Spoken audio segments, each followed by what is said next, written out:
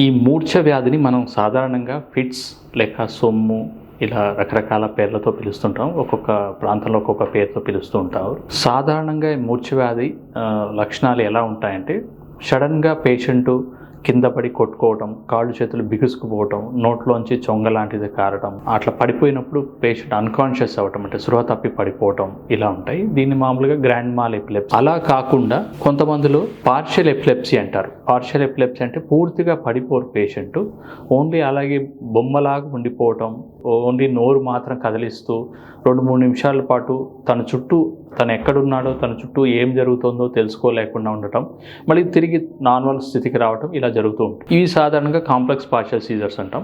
ఇంకొక type of seizures absence seizures అంటాం. దాంట్లో పేషెంట్ కదలికలు కానీ కాళ్ళు చేతులు కొట్టుకోవటం అట్లా ఏం ఉండదు. 2-3 నిమిషాల పాటు తన చుట్టూ సరౌండింగ్లో ఏం జరుగుతుందో తను తెలుసుకోలేడు, మర్చిపోతాడు, బొమ్మలాగా ఉండిపోతాడు. ఇది సాధారణంగా చిన్నపిల్లల్లో వస్తూ ఉంటుంది. స్కూల్లో టీచర్ మీ వాడు సరిగా కాన్సన్ట్రేట్ చేయట్లేదు, 2-3 నిమిషాలు ఎక్కడో దిక్కులు చూస్తూ ఉంటాడు, ఆ టైంలో ఏం అడిగినా సమాధానం చెప్పడు, ఇటువంటి లక్షణాలని యూజువల్గా వాళ్ళు గమనిస్తూ ఉంటారు. ఇవి సాధారణంగా మూర్ఛ వ్యాధి లక్షణాలు.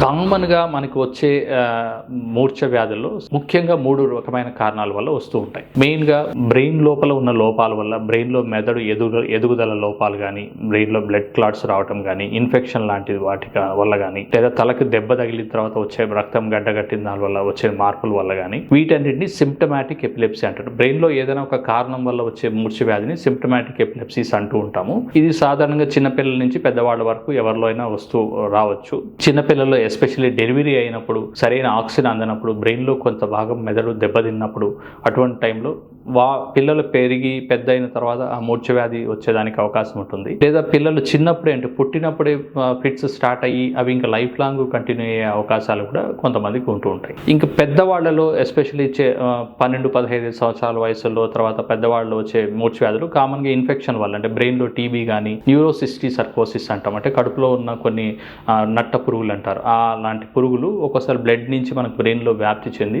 చిన్న గుడ్డు లాంటిది పెట్టి ఇన్ఫెక్షన్ ఏర్పడినప్పుడు వచ్చే మూర్ఛ వ్యాధి కామన్గా ఇన్ఫెక్షన్స్ వల్ల, లేదా కామన్గా ఇండియాలో టీబీ వల్ల కూడా చిన్న చిన్న గడ్డలు బ్రెయిన్లో ఫామ్ అయ్యి కూడా ఒక్కోసారి మూర్ఛ వ్యాధి వస్తూ ఉంటుంది. ఇది కూడా సాధారణంగా చూస్తూ ఉంటాం. ఇంకా రెండో కారణము సాధారణంగా ఈ ఇన్ఫెక్షన్స్ బ్రెయిన్కి సంబంధించిన రిలేషన్ కాకుండా జెనెటిక్ ఎపిలెప్సిస్, అంటే వంశపారంపర్యంగా వచ్చే ఎపిలెప్సిస్. ఇది చాలా తక్కువ శాతం. మనకు టోటల్ ఎపిలెప్సిస్లో ఇవి ఒక 10-15% మందికి మాత్రమే వచ్చే అవకాశం ఉంటూ ఉంటుంది. ఎవరికైనా ముందు తరాల్లో ఉన్న వాళ్ళలో మనకు వస్తుంటాయి. ఇందులో కామన్గా వచ్చే జువనైల్ మైక్లోనిక్ ఎపిలెప్సీ, దాని పేరులోనే జువనైల్ ఏజ్లో వస్తుంది. 13, 12, 14 సంవత్సరాల వయసులో స్టార్ట్ అవుతుంది. కొంతమందికి కొంచెం ఏజ్ వచ్చే వరకు ఉంటుంది, కొంతమందిలో తగ్గుతుంది, కొంతమందికి లాంగ్ లైఫ్ ఉండేదానికి అవకాశం ఉంటుంది. ఈ సాధారణంగా వచ్చే జెనెటిక్ ఎపిలెప్సిస్ అంటే వంశపారంపర్యం. మూడో కారణము సిమ్టమాటిక్ సీజర్స్, అంటే ఒక్కోసారి ఏమైనా కొన్ని కారణాల వల్ల, అంటే సడన్గా షుగర్ లో అవటం వల్ల, ఇటువంటి వాళ్ళలో కూడా సోడియం లో అవటం వల్ల, excessive alcohol drinking, alcohol withdrawal, ఎక్కువ రోజు ఆల్కహాల్ తాగేవాళ్ళు సడన్గా స్టాప్ చేసినప్పుడు కూడా కొంతమందికి ఫిట్స్ గురవటం యూజువల్గా మనం చూస్తూ ఉంటాం. ఇలా రకరకాల కారణాల వల్ల మనకి ఈ ఎపిలెప్సీ మూర్ఛ వ్యాధి వస్తూ ఉంటుంది. సాధారణంగా మూర్ఛ వ్యాధికి వచ్చినప్పుడు ట్రీట్మెంట్ 2 రకాలుగా ఉంటుంది. అక్యూట్ ట్రీట్మెంట్, ఇమీడియట్గా అత్యవసరంగా చేసే చికిత్స. అత్యవసరంగా చేసే చికిత్స ఇంట్లోనే స్టార్ట్ అవ్వాలి, ప్రథమ చికిత్స అంటాం. అట్లా మూర్ఛ వ్యాధికి గురైన వ్యక్తిని మనం ఫస్ట్ చాలా సాధారణంగా అందరికీ ఏమిటంటే చేతిలో ఒక తాళం పెట్టడం, ఒక రాడ్ పెట్టడం, ఐరన్ రాడ్ లాంటివి ఇవ్వటము, దీనివల్ల మూర్ఛ వ్యాధి తగ్గుతుందని ఒక అపోహలో ఉంటూ ఉంటారు. అటువంటిది కాదు. వచ్చిన వెంటనే మూర్ఛ వ్యాధికి గురైన వెంటనే పేషెంట్ని పడుకోబెట్టి ఎడం పక్కకి తిప్పాలి. ఈ ఎడం పక్కకి తిప్పడం ఇవన్నీ ఎందుకంటే, ఈ లాలాజలం మూర్ఛ వచ్చినప్పుడు చాలా లాలాజలం ఉత్పత్తి అవుతుంది. ఉత్పత్తి అయినప్పుడు అది మన శ్వాసనాళాలకి అడ్డుపడి శ్వాస తీసుకోవడంలో ఇబ్బంది అయ్యి పేషెంట్కి ప్రాణాపాయ స్థితికి చేరుకునే దానికి అవకాశం ఉంటుంది. దాన్ని ఆపడానికి కోసం పేషెంట్ని ఖచ్చితంగా మనం పడుకోబెట్టి లెఫ్ట్ సైడ్కి తిప్పితే ఏదైనా లాలాజలం ఊరినా కూడా అది బయటకు వచ్చేదానికి అవకాశం ఉంటుంది. శ్వాసకి ఇబ్బంది లేకుండా పేషెంట్ తొందరగా రికవర్ అయిపోతారు. 100-80 మందికి మూర్ఛ అటాక్ అయినప్పుడు ఇమీడియట్గా 2-3 నిమిషాల లోపు తనంతకు తనే కోలుకుంటారు, మళ్ళీ నార్మల్ స్థితికి చేరుకుంటారు. కొంతమంది ఒక 10% ఆఫ్ పీపుల్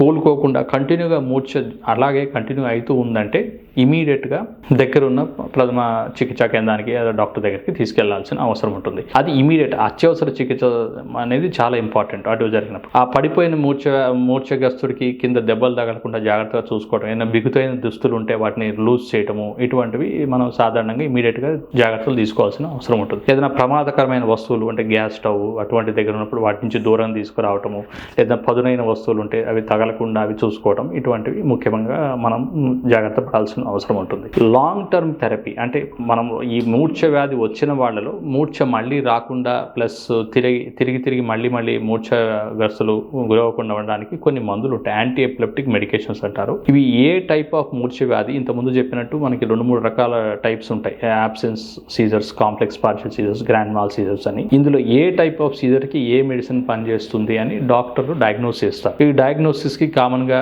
సిటీ స్కాన్ లేదా ఎంఆర్ఐ అండ్ ఈఈజీ టెస్ట్ ఇలాంటివి కామన్గా చేస్తారు. కొంతమందిలో అవసరమైతే కొన్ని బ్లడ్ టెస్టులు చేస్తారు. దాన్ని బట్టి వ్యాధి నిర్ధారించిన తర్వాత ఆ వ్యాధికి తగ్గట్టుగా ఏ మందులు వాడితే ఇది తగ్గుతుంది అనే ఇది మనం గమనించాల్సిన అవసరం ఉంటుంది. రెండోది, ఈ మిగతా జబ్బుల్లాగా అంటే టైఫాయిడ్, మలేరియాను లేదా ఇంకోటో ఇన్ఫెక్షన్ అటు ఉన్న వాళ్ళలో యూజువల్గా 5 నుంచి 6 రోజులు 7 రోజులు మందులు వాడితే మనకి నయమయ్యే అవకాశం. కానీ ఈ మూర్ఛ వ్యాధిగ్రస్తులు అట్లీస్ట్ కొన్ని సంవత్సరాల పాటు మందులు వాడాల్సిన అవసరం ఉంటుంది. చాలా వరకు ఆ లోపల ఉన్న పూర్తిగా ఫిట్స్ తగ్గే వరకు, మూర్ఛ వ్యాధి పూర్తిగా తగ్గే వరకు మందులు వాడటం వల్లనే అవి తగ్గేదానికి అవకాశం ఉంటుంది. కొన్ని రోజులు వాడి సడన్గా ఆపేయటము, దీనివల్ల మూర్ఛ వ్యాధి తీవ్రంగా అయ్యేదానికి అవకాశం ఉంటుంది. అందువల్ల డాక్టర్ పర్యవేక్షణలో డాక్టర్ చెప్పకుండా మందులు ఆపేయటం అనేది చాలా డేంజరస్ సిచ్యువేషన్. కాబట్టి ఖచ్చితంగా వ్యాధిగ్రస్తులు ఖచ్చితంగా మందులు చెప్పిన టైంలో చెప్పిన పద్ధతిలో వాడాల్సిన అవసరం ఉంటుంది. అత్యాధునిక చికిత్సలు కొన్ని ఇప్పుడు మూర్ఛ వ్యాధిగ్రస్తుల్లో కొన్ని వచ్చాయి. అంటే రిఫ్రాక్టరీ ఎపిలెప్సీ అంటారు. అంటే మందులు వాడినా కూడా తగ్గని వాళ్ళలో కంటిన్యూగా రోజు 4-5 సార్లు రావటం, ఎక్కడంటే అక్కడ పడిపోవటం, ఇటువంటి వాళ్ళు కొన్ని ఆపరేషన్స్ కూడా ఉన్నాయి. ఆపరేషన్స్ అంటే ఎపిలెప్సీ సర్జరీస్ ఉంటాయి. ఆ మూర్ఛ వ్యాధి ఏ పార్ట్ నుంచి వస్తుంది, ఏ భాగంలోంచి వస్తుంది, ఆ వచ్చిన భాగంని మనం టార్గెట్ చేసి ఖచ్చితంగా ఆ పార్ట్లోంచి వస్తుందా అని వ్యాధి నిర్ధారణ చేసినప్పుడు నాన్ ఎలక్వెంట్ ఏరియాస్ కానీ కొన్ని ఏరియాస్లో ఉన్న ఆ పార్ట్లలో మూర్ఛ వ్యాధి వస్తే దాన్ని మనం బ్రెయిన్స్ చిన్న సర్జరీ ద్వారా రిమూవ్ చేయొచ్చు.